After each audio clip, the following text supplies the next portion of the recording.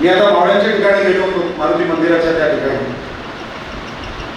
माझ्याबरोबर एक 5 फूट 10 इंचाचा एक व्यक्ती आहे माझ्याबरोबर, माझा सहकारी आहे. घोड्याची उंची 5 फूट 10 इंच 11 इंच.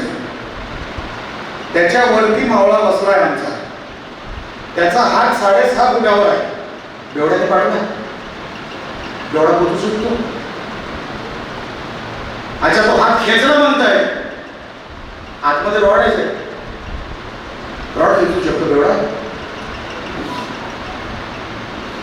मी त्या 5 फूट 10 इंचाच्या माझ्या सहकार्याला सांगितलं, तू उभा राहा घोड्याच्या बाजूला. आम्ही बघितलं टोपी सकट घोड्याच्या हाईटचा आहे, त्याच्यावरती आमचा मावळा बसलाय, खांदा 6.5 फुटावर आहे. मग बेवडावरती चढला कसा? म्हणून मी पहिलं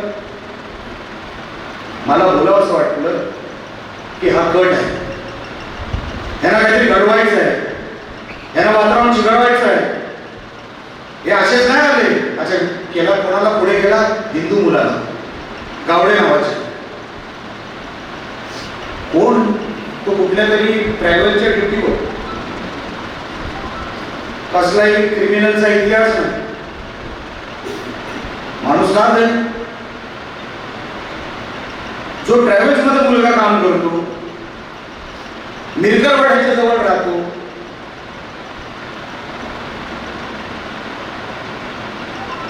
त्याला करावं असं वाटलं. आता इथे अनेक माता भगिनी आहे म्हणून मला एक शब्द वापरायचा नाही. आम्ही काय सारे वेडे वाटलो बरे पोलिसांना? तुम्ही हिंदू मुलाला पुढे करता कारण का कोणाला तरी वाचवायचंय तुम्हाला. आम्हाला काही कळत नाही का आम्ही एवढे दुलपुढे पण नाही. तुम्ही हिंदूंना पुढे करताय कोणाला वाचवण्यासाठी, पण तुम्हाला आज सांगतो असं तुम्ही वाचू शकणार नाही. किती पोलीस फोर्स लावा हे आपण शक्य नाही. मी काल परवा कुठेतरी नाना पाटेकरांचं भाषण ऐकलं, रत्नागिरीमध्ये आले होते नाना पाटेकर, की म्हणे सगळा सलोखा मला रत्नागिरीत दिसतो. नाना साहेब, आपलं वय 74 वर्ष आहे. कदाचित आपण रत्नागिरीची बातमी कशी बघता मला माहित नाही. म्हणे इथे सगळा सलोखा आहे अशी कुठलीच बातमी मला कानावर आलेली नाही. अरे वा, म्हणजे आपला हिंदू मरतोय ठीक आहे, आमची वासरं मरताय ठीक आहे, याचं कधीपर्यंत चालणार नाही. अहो, यांनी माणसं ठेवलेली आहेत, माणसं लक्षात ठेवा. आमचा पराभव झाला 15,000 आणि MIMला 15,000 मतं मिळाली. पडला कोण? पाडला कोणी? ह्या 15,000च्या मतात. हा विचार करा, हे कोणालाही पाडवायचं ठरवत आहे. ह्यांना जेव्हा कोणाला पाडवायचं, ह्यांना ज्याला कोणाला आपटायचं आहे, ह्याची माणसं ठरलेली आहे. त्या आपण आहे ना संघटितपणा नाही दाखवला ना, घरात घुसतील उद्या. मग तुम्ही काय वाट बघणार? कोणतरी येणार. अहो, राग कसा येत नाही आपल्याला? ही जर आपण नाही ना काय करू शकलो, पुढची पिढी तर सोडून द्या. महाराजांनी 350-400 वर्षापूर्वी जो काही संघर्ष केला होता ना, त्याच्यामुळे आपली आडनाव आहे तशीच आहे, लक्षात ठेवा. आणि म्हणून जे काय सभा आपण काय आयोजित केली, सगळ्यांना एकत्र आणण्यासाठी, कोणाविरुद्ध बोलण्यासाठी नाही किंवा कोणाविरुद्ध काही तक्रार करण्यासाठी नाही. आपण उभे राहिलो तर कोण समोर सुद्धा येत नाही, पण ती ताकद तुमच्या प्रत्येकाची असली पाहिजे. म्हणून त्याला असं करायचं. नका घालून पोलीस प्रशासनाला. काय करणार आहे ते? गोळ्यात मारतील ना. ते पण माणसंच आहे. अहो, पण आजचा वेळ निघून गेला. आपण फक्त मतांचं राजकारण करत बसलो.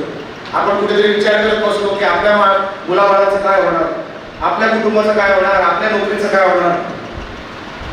कसं होणार उद्याचं? कसं होणार? रत्नागिरीमध्ये मला नाना पाटेकर बोलले ना, त्याचं पण वाईट वाटलं की सलोखा आहे, सलोखा रत्नागिरीमध्ये. त्यांना कधीतरी गाडीत बसून ना मिरकरवाड्यात घेऊनच जायचं मला. जरा दाखवा सलोखा इकडे.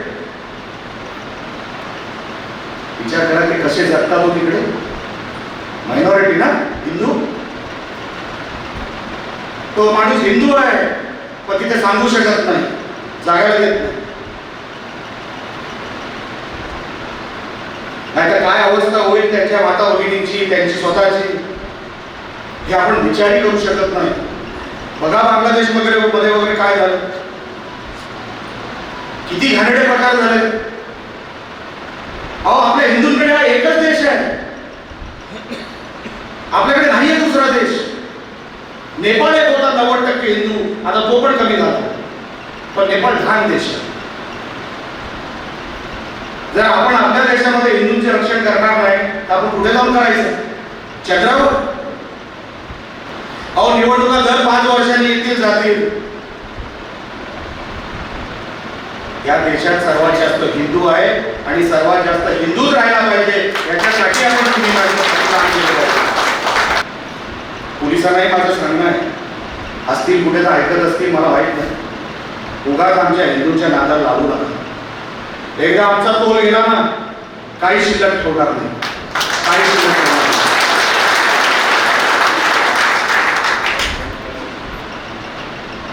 जर आपण हिंदू आहोत याचा दाखवू शकलो नाही ना, ही जर भीती मनामध्ये टाकू शकलो नाही, आमची वासराशी मत राहणार, आमच्या पुतळ्यांची विटंबना होत राहणार.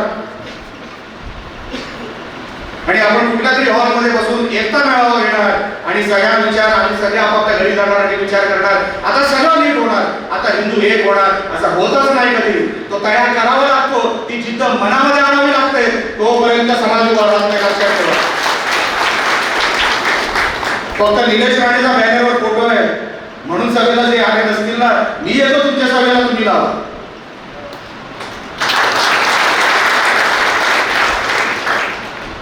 पण आता मागे हटू नका, नाहीतर देव देवता आपल्याला माफ करणार नाही. अरे आपण हिंदू कशासाठी आहोत, आमच्या हिंदूंचं संरक्षण करणारे आहोत. आणि नुसतं हाताने आणि पायाने नाही, शस्त्र घेऊन हत्यार हातात पाहिजे. समोरचा जो येईल ना, तो अगरबत्ती घेऊन येणार नाही, तो तलवार घेऊन येणार, लक्षात ठेवा. आणि तुमच्या हातात काय काठी आहे? तयारी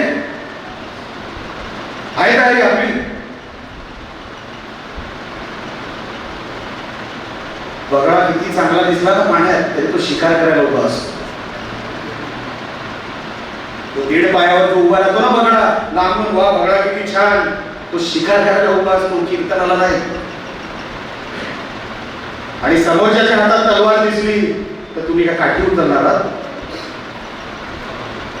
एकदाच होऊनच जाऊ दे, काय जे होईल ते एकदाच होऊन जाऊ दे. पण हिंदू म्हणून मी ते तुम्हाला सांगायला आलेलो नाही, पण हिंदू म्हणून जर कधी तुम्हाला वाटलं की हे एकदाच होऊनच जाऊ दे, सर्वात पुढे मी तुमच्या उभा राहणार आणि एकदा होऊनच जाऊ दे. आमच्याही काय ओळखीचे होते मुसलमान, एका मुलीला पळवलं रत्नागिरीच्या, त्याच्या मुलांनी एका हिंदू पोरीला पळवलं. मी बोललो जर रात्रीपर्यंत पोरगी घरी आली नाही, तू घरी नसणार, एवढं लक्षात ठेव. कोकून काढी, पहिल्या मुलीला घरी पाठवलं. मी हे नाही बघितलं किती वर्षापासून माझे संबंध आहे, तोडून दिले संबंध. तू आमच्या एक हिंदू पोरीवर तू नको ते उद्योग करायला गेलास, अनेक वर्षांचे संबंध तोडून दिले. काय नको आपल्याला, तू एक जाशील, माझी 10 हिंदू पोरं उभी राहतील. जेव्हा एकत्र व्हायचं असेल ना, तर एकत्र होता येतं. आणि जिद्द दाखवायची असेल ना, तर कोर्टामध्ये पण माणूस जिद्द दाखवतो. की तुम्हाला एक उदाहरण देतो आणि माझं मनोगत संपवतोय 5-10 मिनिटात. कोपर्डीच्या आमच्या बहिणीवर जो काय बलात्कार झाला, त्याच्यानंतर छत्रपती संभाजीनगरमध्ये त्या कोर्टामध्ये केस चालली. त्या आरोपींना आतमध्ये घेऊन जाण्यात आलं, त्यांची तारीख होती आणि तारखेनुसार त्यांना तिकडे आरोपींना आतमध्ये घेऊन जाण्यात आलं. 4 मराठी होते संभाजीनगरचे, छत्रपती संभाजीनगरचे. त्यांनी बघितलं की आरोपी आपसात हसताय. 4 ते असेच उभे होते, जामिनातले होते. आरोपी आपसात हसताय कोर्टामध्ये. एवढं घाणेरडे कृत्य करून माणूस म्हणून ज्याला किळस येईल ना, अशी ती घटना होती. म्हणजे मला आपल्याला आठवलं ना तरी म्हणजे अंगावर काटे येत. आणि ते आरोपी हसत होते. त्यांचं कुटुंब होतं, कॉरिडॉर होता, कॉरिडॉरमध्ये ते सगळे उभे होते आणि हसत होते, टाळ्या देत होते. आपण सुटला. त्या चौघांना आला राग. त्यांनी कुठल्या नेत्याला फोन नाही केला. कोर्टाच्या आजूबाजूला जे दिसलं ना त्याच्यावर मारायला सुरू केलं. कोर्टाच्या आतमध्ये धामधूम तिथेच चालू. मला आवडलं. वकील मी तिला बेल करून बाहेर आणलं. माझा कोणावर आरोप नाही, माझा कोणावरही आरोप नाही. पण आपण कोणाला पोचताय ना. मागे इथे मी रत्नागिरीकर म्हणून एक संकल्पना स्थानिकांनी इथे उपस्थित केली होती. त्यांच्या अंगावर जर तुम्ही क्लिपिंग बघितलं असेल, सभा सुरू व्हायच्या अगोदर ती सभा उघडण्यात आली. माझं काय म्हणणं नाही, एका पक्षाचे होते ते आमच्या बरोबर आहे, माझं त्याच्यावर कसलाही आक्षेप नाही. जेव्हा रत्नागिरीकरांना वाटेल इथे निलेश राणे इथे बसलाय, आता उधळून दाखवा, तेव्हा मी तिकडे येणार. पण माझा प्रश्न तो नाही, माझा प्रश्न तो नाही, माझा प्रश्न दुसरा आहे. तुम्ही सभा उधळली, कदाचित तुम्हाला काही वाटलं असेल की हे वेळाकडे इकडे बोलतील, आम्हाला ऐकायचं नाही, आमच्या माणसाने काम केलेलं आहे, अभिनंदन. मी तो व्हिडिओ बघतोय, हे सगळे पुढचे जे कोण होते नंबरकारी सगळे मुसलमान, नंबरकारी 7 वर्षाची जेल होणार होती याला.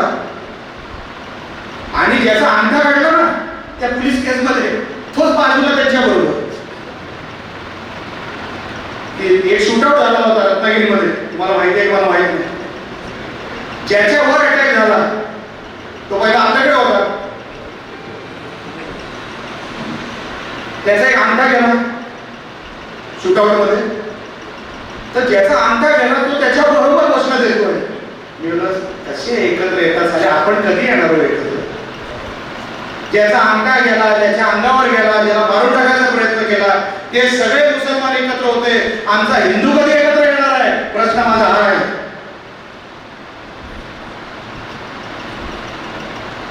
आपण कधी एकत्र येणार. सभा उधळली, माझं काही म्हणणं नाही, ठीक आहे. पण कोणी सभा उधळली? 1-2 लेडीज होत्या. आपल्याला राग आला पाहिजे. मी अनेकांना, कौस्तुभ सावंत वगैरे अनेकांना मी फोन केले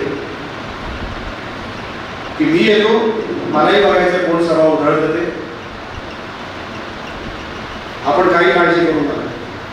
मी काही कोणाचा विरोधक म्हणून नाही, आम्ही सहकारी आहोत. पण जिथे हिंदू समाजावर जर कोण वेडवाकडे वागत असेल तर मी कोणाचाच सहकारी नाही. ही जिद्द जर तुमच्या मनामध्ये असेल, तुमच्या रक्तामध्ये असेल, अहो बघाव ते मावळे कसे लढले असतील महाराजांबरोबर. मी अनेक वेळेला मला सरकारला विचारायचे, आपण सगळे दिवस साजरे करतो, व्हॅलेंटाईन दिवस पण साजरे करतो, आपण कुठले दिवस साजरे करतो, आपण मावळा दिवस कधीच साजरा करत नाही. मी राज्य सरकारला विनंती करणार आहे, साहेब काही असू दे, एक दिवस असा करा की फक्त मावळा दिवसच फक्त साजरा झाला पाहिजे. आता तरी आपण सगळे इथे जेवढे बसले ते पण, जे ऐकतायत ते पण, आणि जे नाही आले ते पण. निलेश राणे महत्वाचा नाहीच. निलेश राणे फक्त हिंदू धर्माचा एक सैनिक आहे. मी कधी साहेब नाही. तुम्ही जेव्हाही मला बोलवाल, कुठल्याही यात्रेला मला आमंत्रण असतं, आपल्या विश्व हिंदू परिषद असेल किंवा कुठलाही, मी सर्वात मागे उभा असतो. मी कधीही पुढे करणारा व्यक्ती नाही. पण जिथे मला कळलं की कोणतरी माझ्या समाजाच्या आडवं चाललंय तर सर्वात पुढे मी असतो. आणि मी काय भाषा मला कळते त्या भाषेमध्ये उत्तर देतो. मग मी माझ्या मतांचं मी परवा करत नाही की मला मतं मिळतील का नाही. 2 पराभव झाले तरी माझ्यामध्ये काय बदल झाला का? उद्या अजून टाकायला जाईल. कुठेही गेलो तरी आपल्याला काय, महाराष्ट्राच्या कुठल्याही कोपऱ्यात गेलो, तुमच्या सगळ्यांच्या आशीर्वादाने आपल्याला कुठल्याही गोष्टीची कमी मला देवाने दिली नाही. आणि म्हणून जे काय होईल ती पर्वा न करता, निवडणूक आली गेली पण हिंदू राहायला पाहिजे, हिंदू समाज चालला पाहिजे. आणि तो नुसता मुळमुळीत नाही, तो जिवंतपणा दिसला पाहिजे, तो आक्रमकपणा दिसला पाहिजे. अरे तू काय माझ्यावर करतोस, तू काय माझी वासरं कापून टाकतोस, उद्या टुकरं टाकीन तर तू काय बोलतोस तर बोल. मला आत्ताच बंदोबस्त करतो काय तुझा बोल. धमक असली पाहिजे. आणि मी काही झाल बोलतो, जेव्हा बोलायचं ना तर झाल बोलायचं, नाही तर बोलायचं नाही. मग आपण मोजून मापून वगैरे आपण काय बोलत नाही. पण हे सगळं आपण लक्षात ठेवावं. आणि जिथे जिथे तुम्हाला वाटेल की आज आपल्याला आपल्या हिंदू समाजाला आपली गरज आहे, कुठला जरी ट्रक दिसला, कुठल्या जरी मुलीचा तुम्हाला विषय कळला की हिला पळवलं गेलाय, पोलीस स्टेशनला जायचं आणि धिंगाणा घालायचा, धिंगाणा घालायचा. मला जेव्हा सांगितलं गेलं की नाही साहेब आता आम्ही त्याला नंतर देऊ वगैरे, गेलं तुम्ही नंतर नेणार ना तोपर्यंत मी रस्त्यावर बसणार, पॅक करून टाका की नाही रस्ता, करा ना असं केलं पाहिजे. म्हणून मी तुम्हाला विनंती करण्यासाठी आलो की आपण सगळे हिंदू बांधव आहोत. कधीतरी दाखवायची वेळ येणार आहे. आणि आता जर जे चित्र चाललंय ना, आता दाखवण्याची वेळ पण लवकर येईलच. पण जर दाखवण्याची वेळ आली तर तुमच्या हातामध्ये, तुमच्या मनगटामध्ये कुठेही जो काय तुम्ही ताकद दाखवाल ना, त्याच्यावर तुमची उद्याची पिढी, त्याच्यानंतरची पिढी ही तुमच्या ह्या ताकदीवर जिवंत राहणार आहे, उद्या ह्या ताकदीवर पुढे जगणार आहे, एवढं लक्षात ठेवा. म्हणून आपण विचार करावा उद्याच्या या सगळ्या विषयांमध्ये. मी जसा पाठलाग करतो तसं प्रत्येक हिंदू बांधवाने आणि हिंदू भगिनींनी पाठलाग केला पाहिजे. की काय झालं, आम्हाला कारण कळली पाहिजे. नुसतं कोणतरी येऊन गेला, सभा घेऊन गेला म्हणजे विषय संपत नसतो. विषय आपण संपायचा तेव्हाच संपतो, एवढं लक्षात ठेवा. पोलिसांनी सांगितलं म्हणून विषय संपत नसतो. पोलीस काही सांगतील त्यांना सलोखा ठेवायचा, हा सलोखा ठेवायचा आणि सगळं आपण सहन करायचं. सलोखा वलका त्यांचा काही बघून घेतील. आपल्याला नियम सगळ्यांना सेम. आम्ही तुमच्या अंगावर येत नाही ना तर तुम्ही आमच्या अंगावर यायचा नाही. आला तर सोडायचं नाही, बरोबर आहे. याच्या पुढे लक्षात ठेवा, कोण येतोय याची वाट बघायची नाही. मी आलो ना बस झालं. तुम्हाला जे काय करायचं ते करा, धिंगाणा घातलाच पाहिजे. जोपर्यंत समोरच्याला ताकद दिसत नाही, लक्षात ठेव ते तयारीने आहेत, आपण नाहीये. आणि आपण जर तयारीने नसू तर समोरचा काय करेल, त्याचा डाव काय आपल्याला कळणार नाही शेवटपर्यंत. आणि डाव कळला नाही तर तिथे पराजय हा 100% एवढा लक्षात ठेवा. तो पराजय जर बघायचा नसेल तर आजपासून तयारीला लागा. जी काय तुम्हाला यंत्रणा लागतील ती सगळी निलेश राणे तुमच्यासाठी उभं करेल एकदम जोरात. आता मागे बघायचं नाही. आता मागे म्हणून काय, मी आज निवडणुकीचा बोलणार नाही, मी आज कुठल्याही राजकारणाचं बोलणार नाही. हिंदू समाज जगला तरच आपण सगळे आनंदात राहू. या देशामध्ये हिंदू मेजॉरिटी आहे, हिंदू बहुसंख्येने आहे. आणि या देशात पहिले हिंदूंचं बघा, बाकी मग सगळ्यांचं बघा. एवढंच बोलतो. जय हिंद, जय महाराष्ट्र.